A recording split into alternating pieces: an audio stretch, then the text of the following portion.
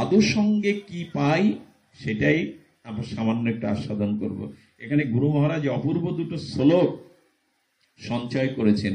সাধু সঙ্গে হরি কথাটাই কি হয় শুনুন। মূল উৎখাত বিদাহিনী ভবতর কৃষ্ণান্ন অন্ন তৃষ্ণা ক্ষয়াত। এবার সাধু সঙ্গে হরিকথার মহিমা ব্যক্ত হচ্ছে। আশা করছি সকলে ঘুম এলে, নিদ্রা এলো, অলসতা এলেও একটু মনটা এই দিকে দিয়েই কথাটি শুধু হৃদয়ে নিন। আপনার অনুভব করা লাগবে না, অর্থ বোঝা লাগবে না। যদি কর্ণ দিয়ে শব্দগুলো ভেতরে যায়, ওর ক্রিয়া করবে। কোনো মূল্যবান ঔষধ যদি অজান্তেই খেয়ে বসেন, ভেতরে গিয়ে কাজ করবে না। ওষুধের মান আপনি জানেন না, কিন্তু ও ভেতরে গেলে ওর কাজ করবে কিনা। তেমনি এই কথাগুলো বুঝি আর না বুঝি কর্ণ দিয়ে শ্রদ্ধালু হয়ে প্রবেশ করলেই ক্রিয়া হবে। হরিকথা কি মূল উৎখাত বিদায়িনী। আহা, রূপ গোস্বামীর শ্লোক। মূল উৎখাত বিদায়িনী ভবতর কৃষ্ণান্ন অন্যান্য তৃষ্ণা ক্ষয়াত। যদি কখনো মহৎ সঙ্গে সাধু মুখে হরিকথা শ্রবণের ভাগ্য হয়, তাহলে মূল উৎখাত বিদায়িনী। আচ্ছা, প্রবল স্রোতস্বিনী নদীর তীরে যদি কোনো বৃক্ষ থাকে, গাছ থাকে, গাছটা বেশি দিন দাঁড়িয়ে থাকে? যেখানে স্রোত এসে বারবার ধাক্কা দিচ্ছে। নদীর তীরবর্তী কূলে যেখানে স্রোতটা আষাঢ় গিয়ে পড়ে, ওখানে কোনো গাছ দাঁড়িয়ে থাকতে পারে কি? কি হয়? ওই স্রোতের তরঙ্গের আঘাতে গাছটা উৎপাটিত হয়ে যায়। রূপ গোস্বামী বললেন, কৃষ্ণ কথার স্রোত যেখানে বইছে, ভক্তিরূপ গঙ্গায় সাধুমুখে কৃষ্ণ কথার স্রোত যেখানে বইছে, ওর কূলে গিয়ে দাঁড়াও। দাঁড়ালে কি হবে জানো? মূল শিকড় উপড়ে যাবে। তোমার যে কামনা বাসনার সংসারের শিকড় আছে, এই হরিকথার গঙ্গারূপ তরঙ্গের আঘাত লেগে মূল উৎখাত বিদায়িনী। তোমার মূল যে কামনা বাসনা আসক্তি, ওটার মূল উৎপাটিত হয়ে যাবে। তার সব থেকে প্রমাণ এখন আপনাদের এখানে বসে আছেন, সংসার চিন্তা এখন মাথায় আসছে আপনাদের। মনে কারো সর্বনাশের চিন্তা, কুচিন্তা আসছে। এখানে তো নারী পুরুষ একসাথে বসেছেন, কারো মনে কোনো বিকার আসছে এখানে? যদি আমার মতো নর্দমার কীট এই ব্যাসপীঠে বসে দুটো হরিকথা না জানা ভুলও বলে থাকে, তারপরেও যদি সাধু সঙ্গের এরকম মহিমা হয়, এখানে যারা এসছে তাদের চিত্ত এখন অসৎ চিন্তা করার ক্ষমতা হারিয়ে ফেলেছে। তাদের মাথায় এখন কোনো সংসার চিন্তার বোঝা নাই। তার মানে মূল উৎপাটন হয়ে গেছে। সংসার চিন্তা, কামনা বাসনার চিন্তাটা উৎপাটন হয়ে গেছে। এই জন্য বললো, কৃষ্ণ কথার প্রবাহ তরঙ্গ যেখানে বইছে, তার কূলে গিয়ে দাঁড়াও। মূল উৎখাত বিধায়িনী। রূপ গোস্বামীর এক একটা শব্দ চরম শব্দ, মূল উৎখাত হয়ে যাবে। আর কি? ভবতর কৃষ্ণান্ন অন্ন তৃষ্ণা ক্ষয়াত। আমি আগেই সতর্ক করেছি শব্দের প্রতিটা বাণী শোনার জন্য। ভবতর কৃষ্ণান্ন অন্ন তৃষ্ণা ক্ষয়াত। আচ্ছা, খুব পিপাসার্ত ব্যক্তি, যার পিপাসা আছে, সেই পিপাসার্ত ব্যক্তি যদি মিষ্টি জলরূপ নদীর কূলে গিয়ে দাঁড়িয়ে ঠান্ডা হাওয়াটা লাগায়, তার তৃষ্ণা কিছুটা প্রশমিত হয় কিনা? শীতল নদীর কূলে দাঁড়ালে তৃষ্ণার্ত ব্যক্তির তৃষ্ণা দূর হয় কিনা? অবশ্যই হয়, অবশ্যই হয়। রৌদ্রে দাঁড়ালে যেমন তৃষ্ণা বাড়ে, কোন শীতল মিষ্টি জলের নদীর স্রোতের কূলে ঠান্ডা বাতাস লাগলে তৃষ্ণা কমে যায়। গোবিন্দ বললেন, যেখানে কৃষ্ণ কথা হচ্ছে, সেখানে শীতল হরিকথার নামরূপ বাতাস বইছে। ওই বাতাস যদি লাগাতে পারো, তাহলে জগতের যে কামনা বাসনা তৃষ্ণা, ওটাও দূরে চলে যাবে। ভবতর কৃষ্ণান্ন তৃষ্ণা ক্ষয়াত। কৃষ্ণ কথা নদীর কূলে যদি ওই বাতাসকেও লাগাও, তাহলে তোমার যে সংসারের তৃষ্ণা, এই তৃষ্ণা, এখন আমাদের পেটের চিন্তা কারো করছে, এখন খাবো কি, অন্য তৃষ্ণাগুলো এখন নেই। ব্যাংকে কতটা টাকা আজ রেখেছি, ব্যবসা কতটা লাভ হয়েছে, মূল খাতা, এসব চিন্তা, অন্য তৃষ্ণাগুলো গেছে। কারণ জগতের তৃষ্ণা, ভব তৃষ্ণা নাই, কারণ এখন বাতাস গায়ে লাগছে, তৃষ্ণাটা দূর হচ্ছে। তবে কৃষ্ণ কথারূপ গঙ্গার তীরে দাঁড়ালে, স্রোতের তীরে দাঁড়ালে একটা তৃষ্ণা কমবে, কিন্তু আর একটা তৃষ্ণা বেড়ে যাবে। একটা তৃষ্ণা কমবে, সেটা হলো সংসারের তৃষ্ণাটা কমে যাবে। আবার কবে কৃষ্ণ কথা শুনতে পাবো এই তৃষ্ণা বেড়ে যাবে, আবার কবে হরি কথা শুনতে পাবো এই তৃষ্ণা বেড়ে যাবে। সংসারের তৃষ্ণা কমবে, কিন্তু কৃষ্ণ কথা শ্রবণের তৃষ্ণা। এই জন্য একদিন যারা সাধুমুখে হরি কথা শুনেছে তাদের পাগনা গজায়। পাগনা গজায় বোঝেন তো, সেখানে হরি কথা উড়ে উড়ে সেখানে যাবে। তাদের আর ঘরে বেঁধে রাখা, এই যে নাম নিতে নেই, এরাই প্রমাণ। এই যে এরা, এই যে অনেকগুলো মুখ দেখি যেখানে কৃষ্ণ কথা উড়ে যাবে। রাধারানী বললেন কৃষ্ণ কথা শুনলে বিহঙ্গ হয়, সে পাগনা মেলে, যেখানে হরি কথা তাকে যেতে দিতেই হবে। সংসারের তৃষ্ণা ক্ষয় হয় আর কৃষ্ণ কথা শ্রবণের তৃষ্ণা বেড়ে যায়। মূলাৎ খাত বিধায়িনী ভবতার কৃষ্ণান্নন্ন তৃষ্ণা ক্ষয়াৎ। সংসারের তৃষ্ণা দূর হয়, কৃষ্ণ তৃষ্ণা বেড়ে যায়। আর কি হয়? খেলোব্দি মণি চক্রবাক। আচ্ছা, মিষ্টি নদীর জলে কিছু রাজহংসটা ঘুরে বেড়ায় না? রাজহংসটা কি করে? ওরা যখন জলে পাকনা মেলে শ্বেতশুভ্র রাজহংস ঘুরে বেড়ায়, ওরা কি করে বললেন? মুনি চক্র বাক নিশ্চয় মানা মোহ।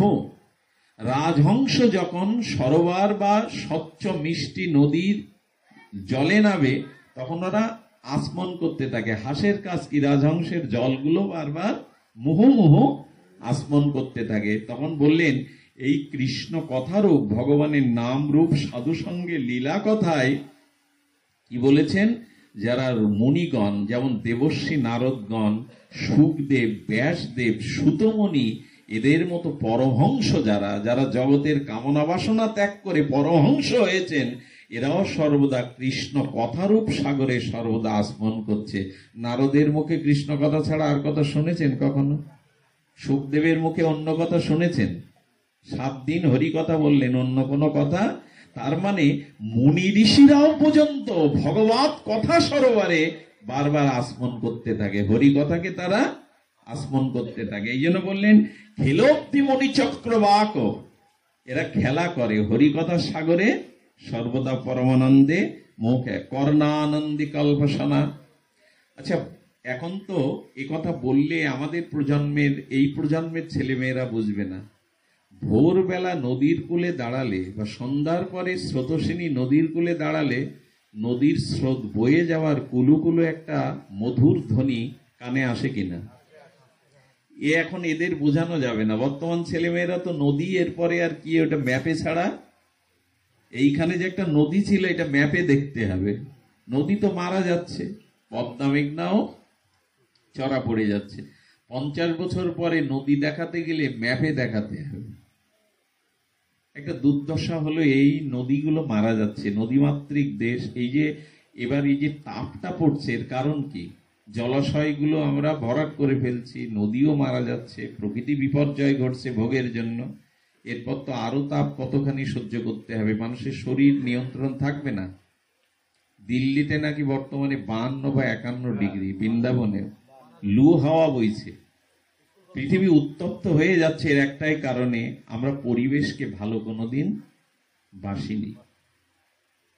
দেখুন, সাধু হওয়া মানে আর কিছু না। সাধু হওয়া মানে চারিদিকটা চোখ খোলা। আমার দ্বারা পরিবেশের ক্ষতি হচ্ছে না তো, আমার দ্বারা কারো ক্ষতি হচ্ছে না তো, এই চিন্তাটাই সাধুত্ব চিন্তা। যাক, পরিবেশ নিয়ে তো বলতে বসেনি, নদী বাঁচানোর কথা বলতে বসেনি। তবে উচিত হলো যে নদীর কূলে দাঁড়ালে তার কুলুকুলো কলধ্বনি যে কর্ণকে আনন্দ দেয়, ঠিক তেমনি যারা হরিকথা সাধুমুখে যেখানে তরঙ্গ বইছে তার কূলে দাঁড়ালে এই হরিকথার শব্দ তাদের কর্ণে বড় আনন্দ দেয়। কুলুকুলো ধ্বনি তাদের বড় কল্পসনা। বহুতে মা জিহ্বাতটি প্রাঙ্গণে। জিহ্বা দিয়ে যে সাধু হরিকথা উচ্চারণ করছে, সেই কথা যারা কর্ণ দিয়ে শ্রবণ করে, যেন বয়ে যাওয়া কুলুকুলো ধ্বনির মধুর থেকে মধুরতর শব্দ আর এই কানে প্রবেশ করে হৃদয়ে আনন্দ দিচ্ছে। হরিকথা কার না আনন্দ হয়? রাধারানীর কানে কি একজন শ্যাম নাম শোনালো? রাধারানী আবেশে বলছেন, সখী কে গো শোনাইল শ্যাম নাম, কানেরও ভেতরে দিয়া মরমে পশিল গো আকুল করিল মোর। এক কৃষ্ণ নাম কে রাধারানীকে শুনিয়েছে? তাতে রাধারানী বলছে কানের ভেতর দিয়ে পথ দিয়ে চলে যায়নি, কানেরও ভেতরে দিয়া হৃদয়ে পশিল গো আকুল করিল মোর প্রাণ। এক কৃষ্ণ কথা ভক্তের কর্ণে গেলে তার হৃদয়ে বিদ্ধ হয়ে তার প্রাণকে আগুল করে ভগবানের জন্য। এই জন্য আর কি এখানে বলছেন, ঘূর্ণ তোরঙ্গ সা বলিয়ে স্তব কথা পীযূষ কল্লোলেনি। আহা, রূপ গোস্বামীর কি অনুভব বেদ্য কলম।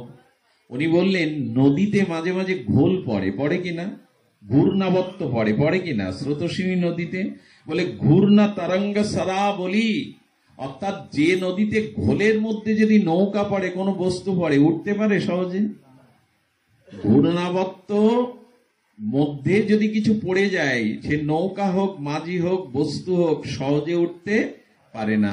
তো শ্রীকৃষ্ণ কথা, ভগবানের কথা, লীলা ঘূর্ণাবত্ত যার মধ্যে একবার যে পড়েছে, ওখান থেকে আর সে সহজে উঠতে পারবে না। হরি কথারূপ, ভগবানের নামরূপ লীলা কথারূপ ঘূর্ণাবত্তের মধ্যে একবার যে পড়ে গেছে, সে আর সহজে উঠতে পারবে না। এত মহিমা হরি কথা, এত মহিমা সাধু সঙ্গে। তাই আপনাদের অনুরোধ করব, হরি কথা শ্রবণ করুন। তবে কার মুখে শ্রবণ করলে আপনাদের এই ফলগুলো ফলবে, সেটাও ভগবান বলে দিয়েছেন। আমার মতো মাদিস বিষয় শক্ত নর্দমার কীটের মুখে শুনলে এইসব যা ফল, তা হবে না। কার মুখে শুনতে হবে সেটাও আপনাদের জানতে হবে ভগবত থেকে। সকলের মুখের হরি কথা এই জাতীয় ক্রিয়া হয় না, তা না হলে এতদিন আমাদেরও হয়ে যেত। কার মুখে শুনতে হবে বাবা? আমার মুখে না। ওই যে বাবা বলে দিয়েছেন, শুদ্ধ ভক্তের মুখে। তার কারণ, এক বাটি দুধ আপনার জন্য ঘরে রাখা রয়েছে। ওই দুধটা খেলে, উৎকৃষ্ট বলকারক দুধ খেলে একটু পুষ্টি হবে না আপনার শরীরে? একটু তুষ্টি হবে না? হবে কিনা? কিন্তু আপনার অজান্তে যদি ওই সাপের দুধের বাটিতে বিষাক্ত সাপ এটো করে দিয়ে আসে, আপনি জানতে পারলেন না, পরে ওই দুধ খেলে পুষ্টি হবে? তো কি হবে? ওই পুষ্টি দুধ আছে, কিন্তু বিষক্রিয়া হবে, আপনার শরীরে বিষক্রিয়া হবে। তেমন পদ্মপুরাণ বলেছেন, সকলের মুখে হরি কথাতে ভক্তি হবে না, চিত্ত শুদ্ধি হবে না। কার মুখে শুনতে হবে? শুনুন, কারো কারো মুখস্থ শক্তি খুব প্রবল, কেউ কেউ সাজিয়ে গুছিয়ে, কেউ শিল্পের মতো করে কথা বলতে পারে। যেমন যাত্রা মঞ্চে একজন নায়ক কিভাবে সংলাপ বলে, ওটা সবার ক্ষমতায় আছে ওভাবে ডায়লগ বা সংলাপ বলা। তেমন ভাগবত পাঠ মানে এই নয়, ঘন্টার পর ঘন্টা শব্দকে বিন্যস্ত করে, মনোমুগ্ধকর করে মানুষকে বসিয়ে রাখার নাম ভাগবত পাঠ নয়। এটা মঞ্চ নয়, এটা থিয়েটার নয়। ভাগবত শুধু শ্রোতাদের মুগ্ধ করে যে বলতে পারে, যার ভগবান বাকশক্তি দিয়েছে, বাগ্মিক করেছেন, যাকে কথা শব্দ উচ্চারণ করার ক্ষমতা দিয়েছেন, আপনারা তাকে দেখে মোহিত হবেন না। কার মুখে ভাগবত শুনতে হয়? শুনুন, পদ্মপুরাণ বলেছেন, অবৈষ্ণব মুখত গিরিনাং পুত হরি কথামৃতম শ্রবণাং নৈব কর্তব্যং যথা সর্বসৃষ্ট দুগ্ধ পয়। পয় মানে দুগ্ধ। বলছেন, যিনি অবৈষ্ণব, তার মুখে যদি, যিনি অবৈষ্ণব, প্রকৃত সাধু নন, ভজন করেন না, তার মুখে যদি হরিকথা যত মধুর হোক, তার মুখে হরিকথা শুনলে ভক্তি তো পড়ে মরুক, ওই সাপ উচ্ছিষ্ট দুগ্ধ পান করলে যেমন বিষক্রিয়া হবে, তোমারও তাই হবে। কি হবে জানেন? এখান থেকে উঠে গিয়েই আপনার মুখে সাধু নিন্দা চলে আসবে, অপরাধ চলে আসবে। এই জন্য বললেন, সকলের মুখে হরিকথা শোনা যাবে না। প্রথম সত্য হলো, যারা কন্টাক্ট করে ভাগবত নাম বা হরিকথা বলে, এত টাকা না হলে আমি যাব না। যারা কন্টাক্ট করে হরিকথা বলে, এত টাকা না হলে আমি পাঠে যেতে পারবো না, আমার এই খরচ তাই খরচ আছে, এদের মুখে হরিকথা না শোনায় উচিত। আমার বাবা খুব ছোটবেলায় মারা যায়, তো আমাকে বুকের মধ্যে নিয়ে সেই ছোটবেলায় দুটো প্রতিজ্ঞা করিয়ে নিয়েছিলেন। আপনাদের আশীর্বাদে আমি চেষ্টা করে যাচ্ছি আজকের দিন পর্যন্ত প্রতিজ্ঞা দুটি রাখবার। বাবা বলেছিলেন, আমি তোকে আদেশ দিয়ে গেলাম, ভাগবতকে কখনো বাণিজ্যিক করবি না, কোনো অর্থকড়ি নিয়ে কন্ট্যাক্ট করে ভাগবত পাঠ করবি না। আজ 9 বছর বয়স থেকে আজ পর্যন্ত কোনো ব্যক্তির কাছে আমি কখনো অর্থের বিনিময়ে ভাগবত পাঠে চুক্তি করে কোথাও যাইনি। একসময় 10 বছর সাইকেল চালিয়ে গেছি, 20 বছর মোটর সাইকেলে অ্যাক্সিডেন্টের কবলে পড়ে চলে গেছি। কিন্তু আজকের সময় খারাপ হয়ে গেছে। আজ একটা ভাগবত পাঠ দিতে গেলে একজন বক্তাকে 20,000 25,000 টাকা দিয়ে আনতে হয়। এগুলো দুঃখজনক। কখনো বাণিজ্যিককরণ যেন না। আচ্ছা, সরকারি যে চাল গোডাউন থেকে দেয়, ওর গায়ে কি লেখা থাকে? বিক্রয়ের জন্য, বিতরণের জন্য, বিক্রয়ের জন্য নহে। মহাপ্রভুর নাম কখনো বিক্রয় হতে পারে না। হরিকথা কেনবার ক্ষমতা কারো আছে? কিন্তু আমরা তো বিক্রি করছি, এত টাকা না হলে আমি যাব না। এই জন্য সাবধান থাকবেন। অবৈষ্ণবের মুখে হরিকথা, তাদের সঙ্গে আপনার ভিতরে ভক্তি সঞ্চার কোনোদিনই। আচ্ছা, রিভলভার দিয়ে শুট করলে, যদি প্রকৃত রিভলভারে বুলেট শুট করেন, আপনার হৃৎপিণ্ড ভেদ হবে কিনা, পড়ে যাবেন কিনা? কিন্তু ওই বুলেটটা, ওই গুলিটা যদি হাত দিয়ে ছুঁড়ে মারেন আপনার গায়ে, কি হবে? দুটোই তো বুলেট। কাজ হচ্ছে না কেন? কারণ রিভলভারের মধ্যে যে গতিটা, শক্তিটা বিজ্ঞানীরা সঞ্চয় করেছেন, ওটা হাতের গতির মধ্যে নেই। তেমনি যিনি নিজে আচরণ করেন না, নিজে সদাচার পালন করেন না, মহাপ্রভু বললেন আচার করিয়া করিও প্রচার, প্রচার করিয়া করিও। এ কথাগুলো শুনি, মেনে নি। কার মুখে পাঠ শুনছি? সে নিজে আচরণ করে তো, সে নিজে ভগবত ভজন করে তো, সে একটু ভগবানকে নিবেদন করে প্রসাদ পাই তো, তার মুখে হরিকথা শুনছি। কোনো বিবেচনা নাই। যার মুখের শব্দ ভালো, কণ্ঠ ভালো, ঘন্টার পর ঘন্টা বলতে পারে, নাও তাকে আনো, লোক জোগাড় করো। কিন্তু আদৌ তা নয়। শুদ্ধ ভক্তের মুখে হরিকথা শুনতে হবে, শুদ্ধ ভক্তের মুখে হরিনাম শুনতে হবে, তাহলে কাজ হবে। মহাপ্রভু বললেন জীবের দ্বারে দ্বারে নাম বিতরণ করো। নিতাইকে পাঠালেন, হরিদাসকে পাঠালেন, দ্বারে দ্বারে নাম ভিক্ষা করো। আজকে আমরা যদি বলেন তাহলে নামযজ্ঞ কি করে করব? নামযজ্ঞ মানে কি শুধু 16 প্রহার? নামযজ্ঞ মানে 24 প্রহার?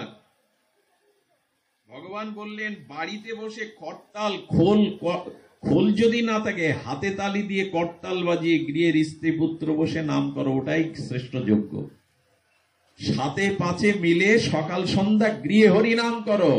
মহাপ্রভু বলেন আসরে হরিনাম হোক আর না হোক, গৃহে হরিনাম হোক। এখন উল্টে গেছে, গৃহে হোক না হোক, আসরে হোক। 3 দিন ধরে হইল হুল্লোড় হলো, যজ্ঞ হলো, বাড়িতে হরিনাম কারো পৌঁছালো না। মহাপ্রভু এই যজ্ঞ কি যজ্ঞ বলেছেন? ঘরে ঘরে হরি। অতএব গৃহে তুমি কৃষ্ণ ভজ, গিয়া কোথায় দেখিয়ে দিচ্ছেন? অতএব গৃহে তুমি কৃষ্ণ ভজ। আসরে নাম করতে পারেন, তবে যারা হরিনাম করেন তারা যেন একটু প্রসাদ বুঝি হয়। একাদশীর দিনে যদি হোটেল থেকে খেয়ে এসে হরিনাম করেন, তাহলে ওই হরিনাম কতটা কাজ করবে আমার জানা নাই। কন্ট্যাক্ট করে 70,000 না দিলে আমি নাম করতে যাব না যদি হয়, আমি বলবো এই হরিনামে সুর আর রাগ রাগিনী ছাড়া ভক্তি পাবেন না।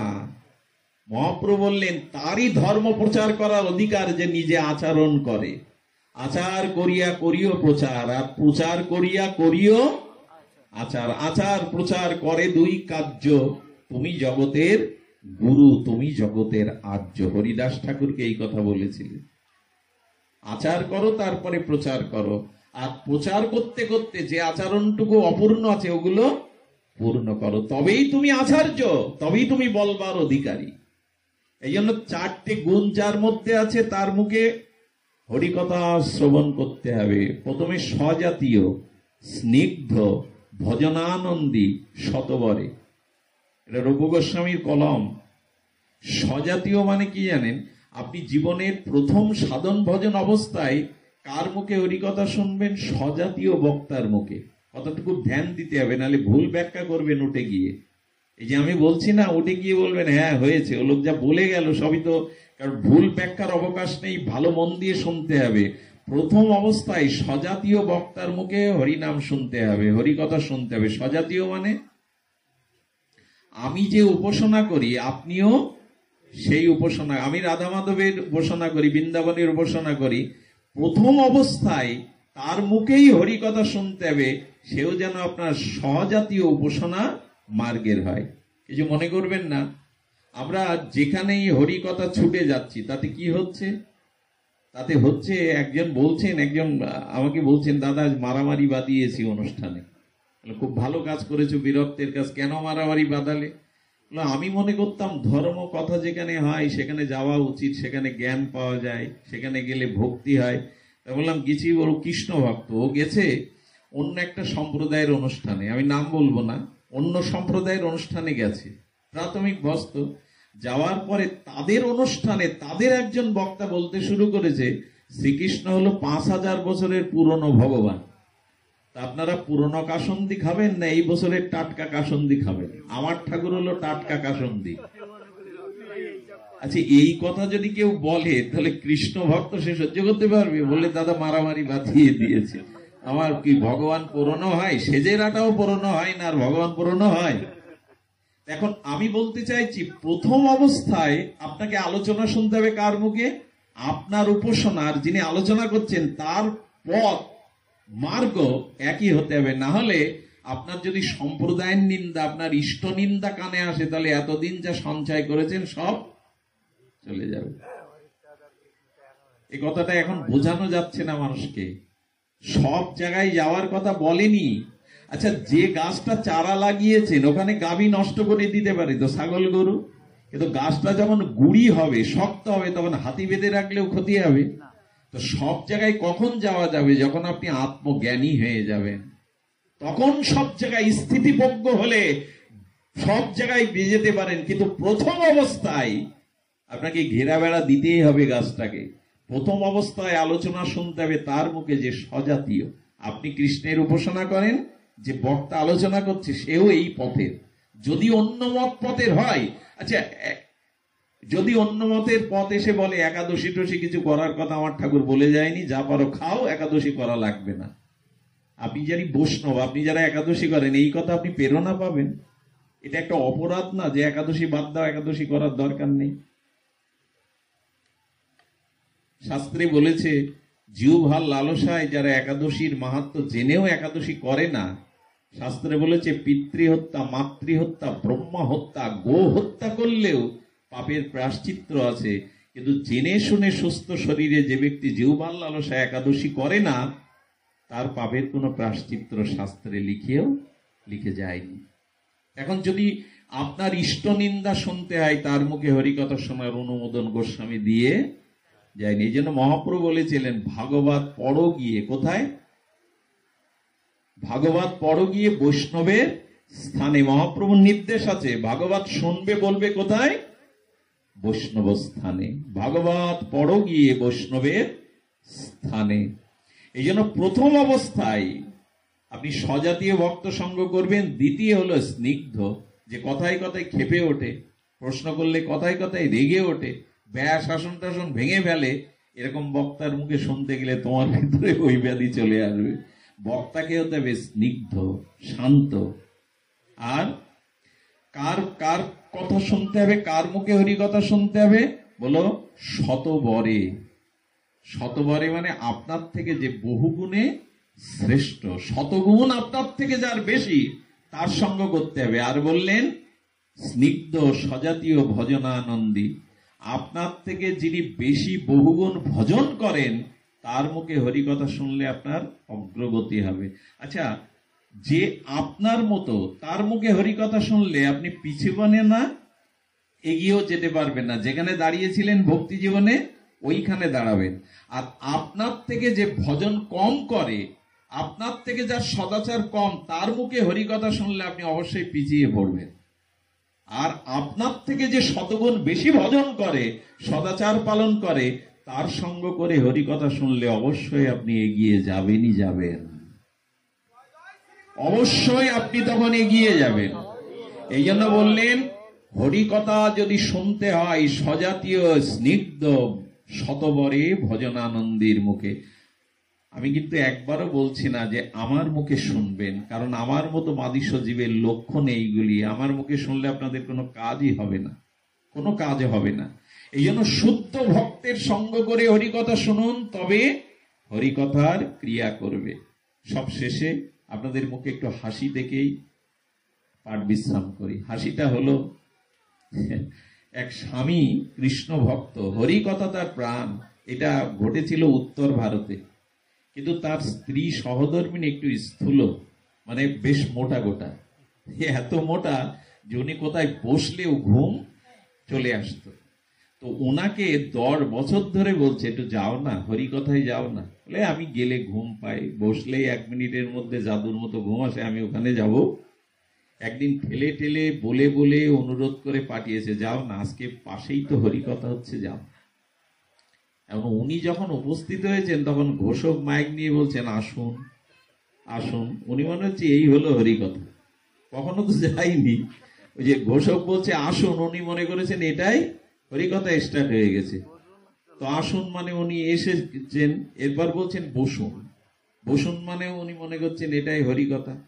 আর বসলেই কি হয়, ওনার জাদুর মতো ঘুম এসে গেছে। যখন পাঠ শেষ হয়ে গেছে তখন আবার ঘোষক বলছেন এবার গৃহে ফিরে যান।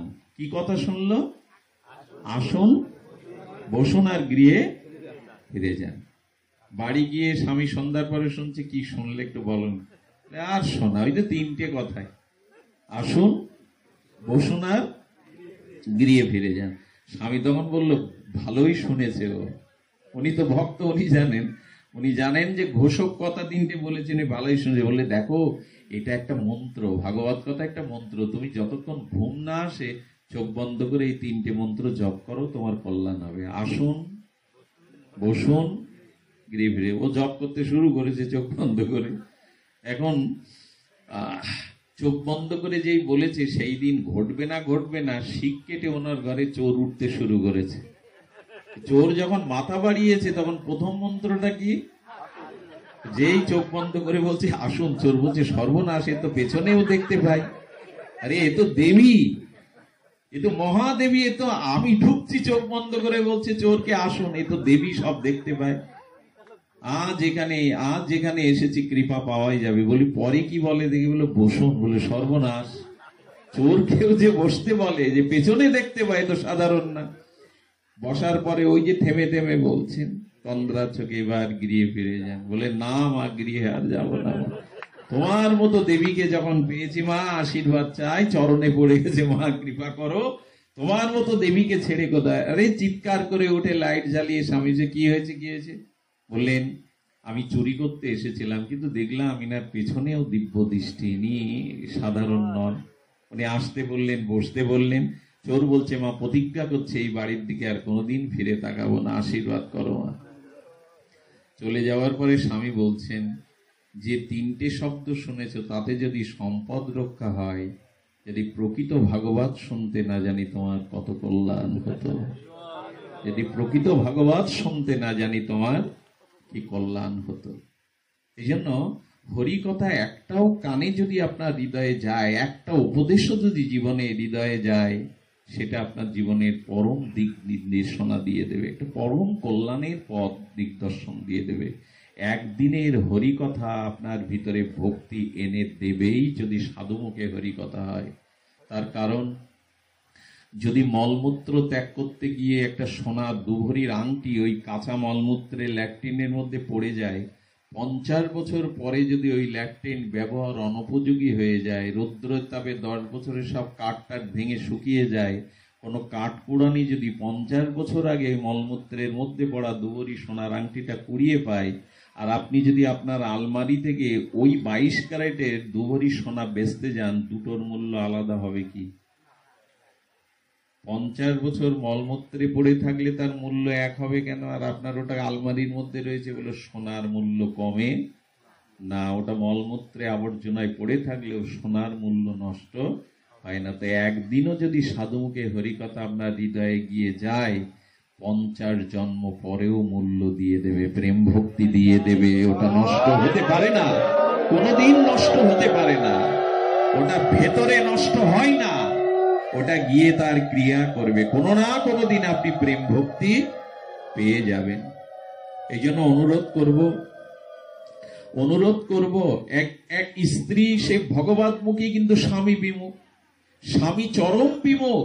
স্বামীকে কত চোখের জলে হাত ধরে পায়ে ধরে অনুরোধ করেছে, কোনোদিন ভাগবতে যেতে দেয়নি। বলে দেখো, তোমাকে যেতে দিচ্ছি, অনুমতি দিয়েছি, এটা তোমার ভাগ্য, কিন্তু আমাকে যেতে বলো না। ওই মা কিছু পয়সা জোগাড় করে 5-7 জন বৈষ্ণব ডেকে এনে বাড়ি ভাগবত দিচ্ছেন। কি বলবো আপনাদের, দুপুরে স্বামী বাড়ি এসে দেখে রক্ত উঠে গেছে মাথায়। আমার অনুমতি লাগলো না, আমার টাকা দিয়ে সাধু ডেকে আনা, সব ভেঙে চুরে চুরমার করে অপমান করে সাধুদের বের করে দিল। যখনই বের করে দিল তখনই সেই স্ত্রী চোখের জলে মর্ম বেদনায় ভগবানকে বুকে জড়িয়ে ধরে তার বিগ্রহকে অনেক কেঁদেছিল। জীবনে এরকম ব্যথা সে পায়নি। আর সাধুগুরু বৈষ্ণবরা অপমানিত হলো। সেই দিন থেকে ওনার স্ত্রী ছিলেন অত্যন্ত সুন্দরী এবং গুণবতী। আবার কোনো কোনো পুরুষের দেখবেন স্ত্রীর ধর্ম মতে তাদের আগ্রহ না থাকলেও কিন্তু কোনো কোনো পুরুষ আছে যারা স্ত্রীতে অত্যন্ত আসক্ত প্রমাণ, তারা আবার স্ত্রীকে ছেড়ে থাকতে সেই দিন প্রতিজ্ঞা করলো, এই মুখ আমি তোমাকে আর দেখাবো না, আমার কাছে এই জগতে আর কোনো চাওয়া পাওয়া আজ থেকে তোমার। উনি সেই কঠোরতা অবলম্বন করে রান্না বান্না কাজ করেন, কিন্তু মুখ ওনাকে দেখান না। আর স্বামীও চিন্তা করতে লাগলেন, এটা আমার অনেকটা ভুল হয়ে গেছে, সে যা ভালোবাসে আমাকে এভাবে আচরণ না করা উচিত ছিল। কিছুটা অনুতপ্ত হয়ে সে আর ওকে বাধা দেয় না, মুখ দেখে না। একদিন সাইকেলে আসতে আসতে দেখছে রাস্তার পাশে ভাগবত পাঠ হচ্ছে। ওর তখন মনে পড়েছে, আচ্ছা ওর আসক্তিটা সাধুদের হরিকথার প্রতি এত কেন, একটু বসি না। ওই যে বসলো না, ওই যে বসলো, হরিকথা কিছুটা কানে গেল, শুদ্ধ ভক্তের কানে হরিকথা প্রবেশ করলো, ভক্ত মুখ নির্গলিত। সেই দিন তার হরিকথাটা হৃদয়, এটা ভগবানেরই ইচ্ছা, এমন ভাবে বসে গেল হৃদয়ে হরিকথা, স্ত্রীকে না জানিয়ে যেখানে ভাগবত হয় সেখানেই ছুটে যান। শুধু ভক্তমণ্ডলী, যেতে যেতে ওই ওদেরই গ্রামে 7 দিন ভাগবত পাঠ হচ্ছে, ওনার স্ত্রী পাঠে গিয়ে বসেছে। হঠাৎ লক্ষ্য করছেন পাশে বসা ওনার স্বামী। উনি চোখটাকে বিশ্বাস করতে পারছেন না যে ও এসেছে ভাগবতে। শুধু আসেনি, পরের দিন পাঠে গিয়ে দেখছে পাঠের পরে জামা খুলে ওই ধুলায় নিজের অঙ্গটা গড়াগড়ি দিচ্ছে চোখের জলে। উনি কীর্তনে নৃত্য করছে, ভগবানের সামনে কাঁদছেন, নৃত্য করছেন, বলে এইটাই কি আমার স্বামী? উনি লক্ষ্য করতে লাগলেন, বাড়ি গিয়ে উনি নিজের কাজ নিজে করেন, স্ত্রীর দিকে আর তাকান না। যেদিন ভাগবত বিশ্রাম হবে সেদিন ভক্তদের জড়িয়ে ধরে চোখের চলে মাটিতে ধুলায় লুটিয়ে ভক্তের চরণ ধুলে নিচ্ছে। স্ত্রী ঘোমটা পরা, উনি বুঝতে পারেননি ওর মধ্যে ওনার স্ত্রী আছে। ঘরে যাওয়ার পরে আজ ঘোমটা উন্মুক্ত করে স্বামীর পাশে গিয়ে প্রণাম করতে গেছে। তুমি ভাগবতে যাও, তুমি এভাবে হরিকথায় চোখের জল ফেলো, আমি তো এটাই মনে প্রাণে চেয়েছিলাম। তখন বলছেন, হ্যাঁ গো, হরিকথা আমি শ্রবণের পরে সেখান থেকে আমার লালসা, আমি যেখানে হরিকথা যাই তোমাকে জানাইনি, তবে তুমিও শোনো। হরিকথা শুনে কি হয়েছে জানো? তোমার প্রতি আমার যে আসক্তিটা ছিল, তুমি আমাকে দেখো আর না দেখো, এখন তোমাকেও দেখতে আমার আর স্বাদ হয় না। তুমি আমাকে দেখো না দেখো, তোমার দিকে তাকাতেও এখন আমার আর। আরো শোনো, এই সংসারের প্রতি আমার যে মোহটা ছিল, আসক্তিটা ছিল, সেটা এখন আর আগের মতো নাই। এই হলো ভাগবত, এই হলো সাধুসঙ্গ। একবার এই পরশ নিয়ে নিন, দেখবেন ধীরে ধীরে জীবনের গতিপথ বললে যাবে। সাধু কৃপা না হওয়া পর্যন্ত, হরিকথা কৃপা না হওয়া পর্যন্ত আমাদের চিত্ত বৃত্তি ভক্তি উন্মুখ হতে পারে না। বায়ু গন্ধ বিনা, গন্ধ কুসুম বিনা, কুসুম ভ্রমর বিনা, ভ্রমর রাগ বিনা, রাগ ভাব বিনা, আর মনুষ্য জন্ম বিফল হরি কথা বিনা, হরির নাম বিনা। ছিন্নান্তু স্বগতা কৃষ্ণপূর্ণ শ্রবণ কীর্তন, হৃদয়স্থ অভদ্রাণী বিধুনতি সদেদ শতাম। যদি কৃষ্ণ কথা ভক্ত মুখে কারো কানে যায়, তবে গোবিন্দই কৃষ্ণ কথা রূপে তার হৃদয়ে গিয়ে তার হৃদয়ের জন্ম জন্মান্তরের কামনা বাসনা ঝাড়ু দিয়ে মুছে দিয়ে গোবিন্দ বসে যান। শরৎ ঋতু এলে যেমন বর্ষার জল পুকুরগুলো স্বচ্ছ হয়ে যায়, তেমনি হরিকথা কানে গেলে অনন্ত জন্মের পাপময় হৃদয় শুদ্ধ হয়ে যায়। এটা ভাগবতী বলেছেন। জয় হোক আপনাদের, মঙ্গল হোক আপনাদের, জয় হোক হরিকথার। যে ছেলেটা আজকের এই অনুষ্ঠান দিচ্ছে, ওর নাম কি যেন? কার্তিক। ছেলেটা আমি জানি না, আপনাদের গ্রামের ছেলে, প্রদীপ জ্বললে তো তার গোড়াতেই অন্ধকার থাকে। ওর একটা ব্যাকুলতা আছে। ও আমার কাছে এই অনুষ্ঠানের কথা বলতে গিয়ে অনেকটা কেঁদেছে। লোকলজ্জা হাটের মধ্যে, প্রতিষ্ঠানের মধ্যে কেঁদে ফেলেছে। আমার অনেক দিনের ইচ্ছা, স্বাদ একটু হরিকথা সাধুদের নিয়ে হবে। আমি দেখলাম যে তার ব্যাকুলতা আছে, তার তীব্র উৎকণ্ঠা আছে। এই জন্য আমি কোথাও একদিনের বেশি পাঠের আমি কথা দেই না, কিন্তু 2 দিন আজ এখানে পাঠের তার ব্যাকুলতা চোখের জল থেকে আমি তাকে উপেক্ষা করতে পারিনি। কিন্তু এখন দেখছি যে না, হরিকথা বলবার সে স্বপ্নটা অনেক দিন ধরে দেখছে। আমি এই কথা এই কারণে তুলছি, ওর মতো ইচ্ছা যেন আমাদেরও হয়।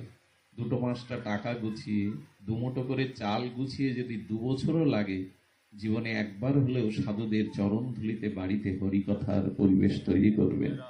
আজ এখানে যে উঠানটা, এই উঠানটা 2 দিন আগের উঠান না। এখানেই এমন এমন ভক্ত আছে, এমন মা আছে, এখান থেকে কিছুটা ধুলি আঁচলে করে নিয়ে যাবেন, সন্তানের মাথায় দেবেন। উঠানের কি এই মহিমা ছিল 2 দিন আগে? ছিল না। এই জন্য গৃহে, যে গৃহে সাধুর চরণধুলি পড়ে না, বৈষ্ণবের চরণধুলি, ভক্তের চরণধুলি পড়ে না, যেখানে হরিনাম হরিকথা হয় না, সেটাকে শ্মশান বলা হয়েছে। এই জন্য গৃহে বছর অন্তে একদিন হলেও একটু বৈষ্ণব সঙ্গে হরিকথা হওয়াটা একান্তই উচিত। এর দ্বারা একজন ভক্তও যদি এখানে পায়ের ধুলি দিয়ে থাকেন, সেটা সর্বতীর্থে সার হয়ে যায়। ওর জন্য প্রার্থনা করবেন, ও যেন আরো গোবিন্দমুখী হতে পারে, পরিবারের সকলেই আরো এগিয়ে যেতে পারে। আপনাদের সকলের চরণে আবারও বিনম্র প্রণতি জানিয়ে সকলের কৃষ্ণ ভক্তি প্রার্থনা করে আজকের মতো হরিকথা এখানেই পূর্ণ বিশ্রাম। শ্রী গুরু প্রেমানন্দে।